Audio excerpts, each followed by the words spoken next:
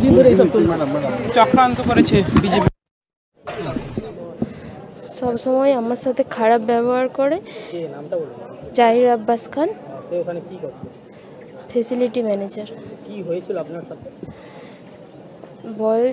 আমাকে ফোন করে বলেছিল যে একবার নিচে আসো, কিছু জিনিস নিয়ে যাওয়ার। আমি নিচে যেতে না চাইলে বলে যে তাহলে হচ্ছে যে তোমার এই কাজ থাকবে না, বা তোমার বাড়ির লোকের লাশ রাস্তা থেকে গুড়িয়ে নিয়ে যাবে।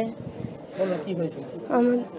আমাকে তো বারবার হচ্ছে হুমকি দিয়ে রুমে ডেকে নিয়ে যায় এবং ধর্ষণ করে।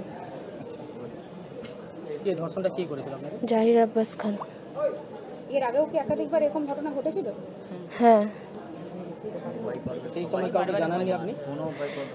আমাদের আগের কোম্পানির যে ফেসিলিটি ম্যানেজার ছিল ওনাকে জানানো হয়েছিল, কিন্তু সে আমাকে কোনোভাবেই সাপোর্ট করেনি বলার জন্য। আজকে থানায় এসেছেন? হ্যাঁ। বলছি এই যে ঘটনা আপনার সাথে ঘটলো, তারপর আপনি কাকে জানিয়েছিলেন?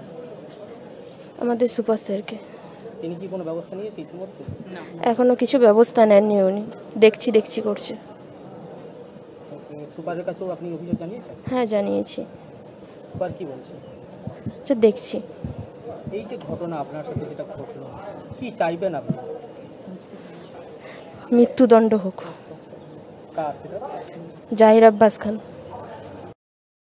ধরে তো আপনাকে অভিযোগ করেছিলেন গতকালকে, সেগুলো কি বিচারকের সামনে তুলে ধরবেন? সব কোর্টে গিয়ে বলবো। ওনার কি হাসপাতালের মধ্যে দাদাগিরি চলতো? হ্যাঁ, ওরকমই চলতো। কিরকম দাদাগিরি করতো? আমাদেরকে খুব টর্চারিং করতো।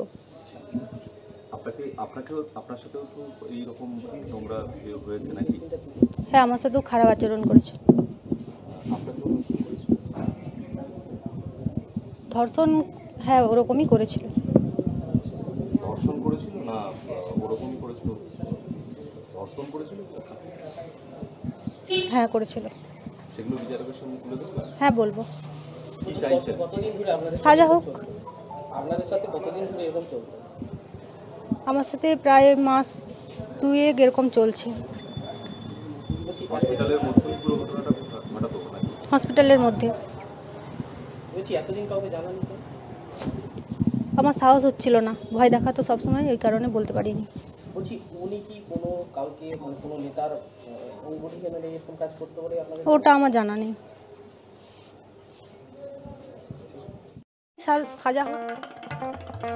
দেশ থেকে বিদেশ, জেলা থেকে ব্লক, রাজনীতি, খেলা, বিনোদন সমস্ত খবরে টাটকা আপডেট পেতে সাবস্ক্রাইব করুন আমাদের চ্যানেল হলদিয়া লাইভ।